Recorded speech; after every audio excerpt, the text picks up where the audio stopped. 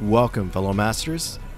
Following up immediately after the end of the Enmity rerun, we are jumping right into the first brand new event of the year, SaveAmazonas.com CEO Crisis 2022. The event will run from January 18th through to January 31st, roughly 2 weeks. To be eligible for the event, you only need to have cleared Fuyuki, so no super high requirements fortunately. Now let's go over what this event has in store for us. If you have played the Setsubun event back in late January, early February of 2020, then you will probably know what to expect. SaveAmazonas.com is a type of tower event.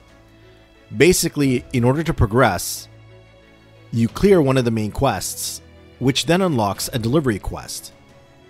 Clearing these delivery quests is what enables you to climb the tower, as it were. For every 10 delivery quests completed, the next main quest will unlock to progress through the story. To finish the main quest and claim the Holy Grail reward at the end, you will need to go through 100 deliveries, including ones that are part of the main story.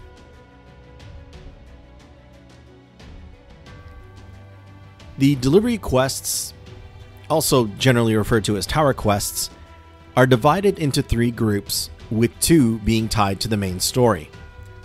First, the Amazonas warehouse. These are the first 50 floors of the tower.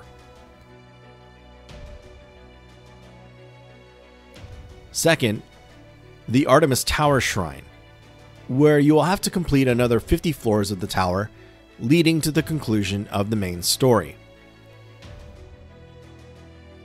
Third is the Extreme Artemis Tower Shrine, which contains another 100 floors you can go through for more rewards. Now, as far as I can tell, these are not actually required to complete the main story and obtain the Holy Grail, though they are required in order to access the mini-raids, of which there are 5. More on these in just a bit. Now, for these delivery tower quests, there are 2 important things to keep in mind. First, after clearing a delivery quest, the servants you used for that quest will enter an exhausted state, basically a cooldown, so you will not be able to use the same servants to clear consecutive delivery quests. Secondly, for the delivery quests, you will be restricted from using any support servants from your friends list. So it will not be possible to use any double Scotty or double Merlin type of team comps. You will need to rely strictly on your own Chaldea roster alone. Ultimately, this event is very much a test of one's account. The base recovery time for a servant is 6 hours. So during that time, you will be unable to use that servant for any further delivery quests. Fortunately, there are ways to speed up the recovery time. At certain points in the main quest line, relaxation facilities will unlock. Place your exhausted servants in these relaxation facilities and gain a bonus to the recovery time, thereby cutting it down by half. Note that certain servants will have special compatibility with particular relaxation facilities. When you take advantage of this, the bonus is further increased, and the recovery time is cut down to 1/3 of the original. There are 4 relaxation facilities to unlock: the Beauty Salon, the Sweets Corner, the Training Room, and the Reading Space. Unfortunately, the list of servants compatible with each facility is too great to go into detail here, but I'll link this page in the description so you can reference it during the event. As mentioned earlier, there are optional raid quests available in this event. Well, these are not the server-wide type of raid quests, more mini-raids really. To access them, you will need to clear certain floors of the Extreme Artemis Tower Shrine. These raid quests will follow the same restrictions of the delivery quests. Servants will gain Exhaustion and no friend list support allowed. Additionally, the Servant Exhaustion will be gained whether or not the boss is defeated. You may repeat the same raid quest until the boss's HP reaches 0. For every run attempted, there is a limit of 15 turns, after which the battle will end, but the damage done to the boss will remain. Rewards are only given when the raid quest is complete, with the boss being utterly defeated. However, a reduced amount of bond points and experience is given at the end of an incomplete run. Clearing these raid quests is not necessary in order to progress through the Artemis Tower Shrine, the extreme version that is, and I'd like to point out that the reward for the final raid quest is 3 rare prisms. As you can see here, each delivery quest provides a variety of notable drops and completion rewards. However, there are additional delivery quest milestone rewards provided every 5 floors. There are 3 notable rewards to highlight: the 5-star Craft Essence Therapeutic Spa. The unique effect for the CE during the event is 100% bond up for the servant equipped with it. If placed on MASH, the effect will be 20% bond up for the party. When max limit broken, the individual effect is increased to 200% bond up, and on MASH, the party-wide bond up is now 40%. Note that we will be provided 6 copies of the CE, enough to MLB 1 and have a spare, so it would be a great opportunity to farm bond points on some of your servants. There are also 3 Lanterns of Chaldea obtainable at the 50th, 100th, and 190th floor milestones. These lanterns can be used to increase a servant's maximum bond level capacity. 1 lantern can provide an additional level from 11 to 15. And lastly, 2 crystallized lores obtainable at the 150th and 200th floor milestones. These are obviously very important for bringing a servant's skills to maximum. While I would love to go over the other possible resources you can gain from specific quests, that would take far too long. So, here is a breakdown of all the resources obtainable if you complete everything: the main quests, all 200 floors of the tower, the raid quests, and the challenge quest. This is a fairly rare event where there is no event shop to clear. Instead, where the button to access the event shop would normally be is where you would access the relaxation facilities. Now, there is an event pickup summon banner. Since there is no event shop this time around, however, there are no gacha event CEs that would normally provide bonuses to event shop currency. But there are 3 servants on raid up. First, we have the limited SSR assassin Cleopatra.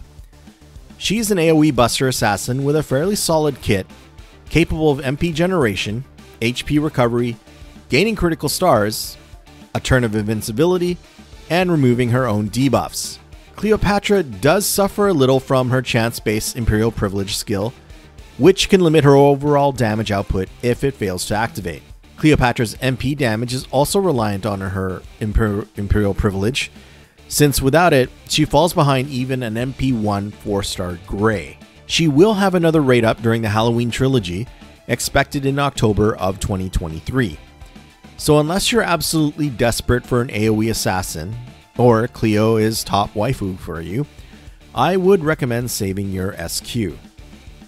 Then we have another SSR assassin, this time one that's permanent, Osaka Behime. She is a pure support servant, and one that's rare for not being a caster. Hime's kit can bring a lot to the table for a party, with the ability to provide a 3-turn party-wide critical damage buff, a targetable 20% NP charge, and a way to remove an enemy's buffs. Osaka Behime's MP provides a strong buff to quick and buster performance for 3 turns each.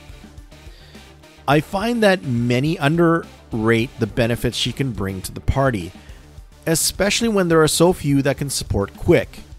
Even less so, ones that can buff crit damage, star gen, and provide a modest NP charge. That said, she is available as an option for the free SSR ticket. Plus, Hime will also be available on shared rate up during the annual rotating Valentine's event banner. So really, only roll if she's waifu. The third servant on rate up is the permanent SR Berserker Penthesilea. She is a single target buster servant with a damage niche against Greek mythology males, of which there are currently 12 servants with that trait, though soon to be 14 in the coming months. Penth has some party utility, being able to buff the party's attack for 3 turns, along with the ability of increasing the party's buster performance for 3 turns as well. She also has a decent ability to gain MP with a skill that charges her gauge per turn for 3 turns. And Penth's aforementioned damage increase against Greek mythology males is very potent, ranging from 50 to 100% and lasting for 3 turns. She can definitely come in handy, especially in the Atlantis and Olympus Lost Belts, but not exactly necessary. If you already have a single target Berserker, then you can probably avoid rolling for Penthesilea here. She is permanent and can spook on any banner outside of class specific ones. If this will be your first time with a tower event, then here are some things to keep in mind that may help. Try to get by with a party of just 3 servants. 3 is the minimum needed, and this will help limit how many servants in your roster get exhausted per delivery quest. Ideally, you would want to use just 1 fully leveled servant and 2 under-leveled servants to fill out the team and provide some support.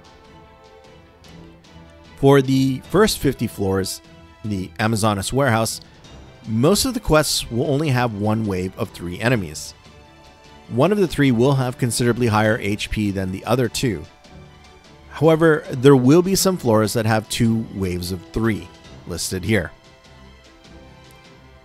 For the next 50 floors, the Artemis Tower Shrine, the majority of the quests will have 2 waves.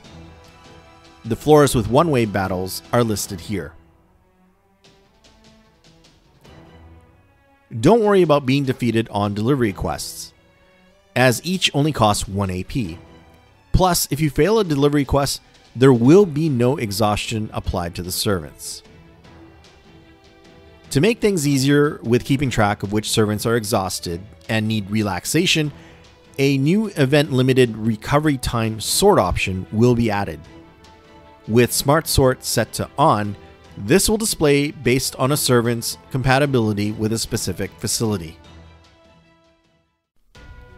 Frankly, this event will be challenging for those with smaller servant rosters.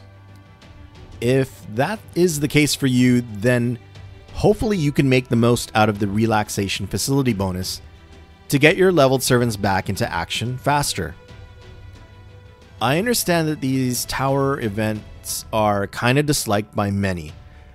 For me, this will be my first time experiencing a tower event, and I'm looking forward to the opportunity to bring out my lesser used servants and see how my Chaldea fares out overall. I certainly hope this information was helpful in some way. Please hit that like button if you enjoyed it, as it would really help out the channel. May everyone have fun with the event. As always, thank you for watching, and we'll see you in the next one.